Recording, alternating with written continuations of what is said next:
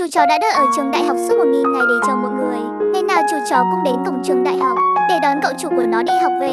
Sau đó cả hai cùng đi bộ về nhà. Một ngày cậu chủ bị đang học thì lên cơn đau tim, ngã gục xuống bàn. Mọi người đưa cậu đi cấp cứu. Cậu bị rơi vào hôn mê sâu.